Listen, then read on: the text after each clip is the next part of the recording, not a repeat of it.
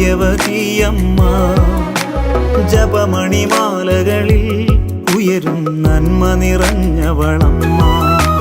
പറുദീസയായി അമ്മ ദൈവത്തിനു പാർക്കാൻ.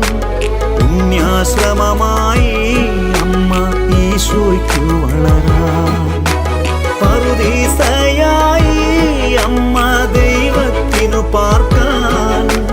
പുണ്യാശ്രമമായി അമ്മ ഈശോയ്ക്കു വളരാൻ.